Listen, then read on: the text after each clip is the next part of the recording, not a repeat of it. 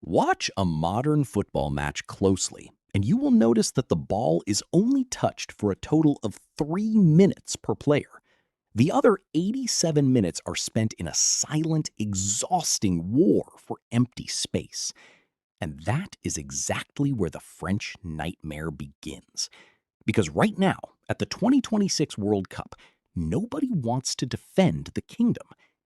If you look at the team sheet for the French national team, logic dictates that they should stroll to the final. They possess the most lethal forward line on the planet. They have midfielders whose market values look like typo errors. They have a manager in Didier Deschamps who has literally built a legacy on winning. But football is not a video game where you simply aggregate individual player ratings to determine an outcome. Football is a delicate, organic ecosystem. And right now, the French ecosystem is experiencing a silent structural collapse. To understand why France has become a psychological nightmare, we have to look away from the highlights and the goals. We have to look at what scientists call behavioral synchronization. In 2018, a team of researchers at the University of Lisbon published a study on collective team behavior in sports. They tracked the precise physical distance between players during high-stress matches. What they found was striking. Elite teams do not operate as 11 individuals. They operate as a single superorganism. When the left back moves 5 yards forward, the defensive midfielder automatically drops 5 yards back. It is a subconscious rhythmic dance wired directly into the nervous system. When a team is perfectly synchronized, the pitch feels small to the opponent. Every pocket of space is instantly suffocated. But when that synchronization breaks, the pitch expands. It becomes a barren wasteland. And this is the exact glitch inside the modern French squad. They are no longer a superorganism. They are an assembly of independent contractors, all showing up to the same construction site with different blueprints. Let's look at the focal point of this entire crisis, Kylian Mbappe. He is a player who can turn a structural tactical failure into a victory through a single explosive burst of human speed. But that level of individual brilliance comes with a massive, hidden tax on the rest of the team. In modern football, out-of-possession pressing is no longer optional. It is the literal baseline of survival. Over the past 2 seasons, Mbappe's defensive actions per 90 minutes have plummeted into the lowest percentile of modern forwards.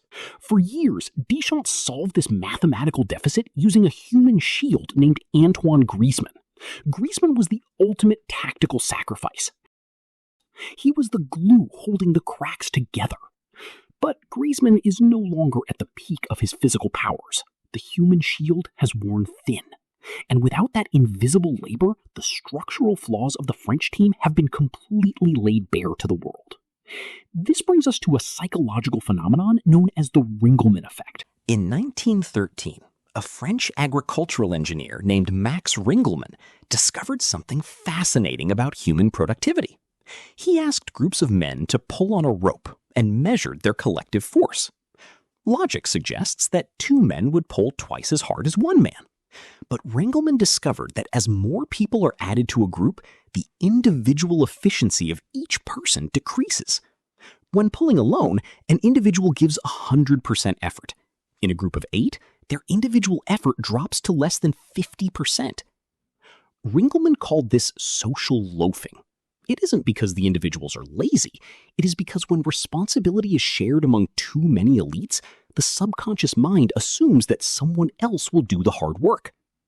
Inside the French locker room, the Ringelmann effect is in full swing. When you look around the pitch and see Real Madrid, Paris Saint-Germain, and Bayern Munich superstars standing next to you, a fatal psychological shift occurs. Your brain tells you that you don't need to make that grueling 50-yard recovery sprint. You assume Tchouaméni will do it. Tchouaméni assumes Saliba will do it. Saliba assumes Maignan will save it. The abundance of luxury has completely removed the biological friction that makes a team fight for survival. They are suffering from the exact same crisis that John Calhoun found in his famous Universe 25 experiment. When you ask multi-millionaire athletes who spend their domestic seasons playing fluid, high-pressing, creative football to sit in a low block and suffer for 90 minutes, you trigger a massive cognitive dissonance. The players lose faith in the blueprint. They stop executing the instructions with absolute conviction. The system becomes half-hearted. And a half-hearted low block is the most dangerous thing you can deploy on a football pitch. Every match they play feels heavy, sluggish, and deeply unnatural. They are like a luxury sports car being driven through deep mud. The engine is roaring, the horsepower is immense, but the wheels are spinning in place. They will face a highly synchronized, physically relentless underdog. A team like a collective machine, where every single player knows their exact role and every player is willing to die for the empty space next to them. When that moment arrives, the individual kingdoms inside the French squad will not unite.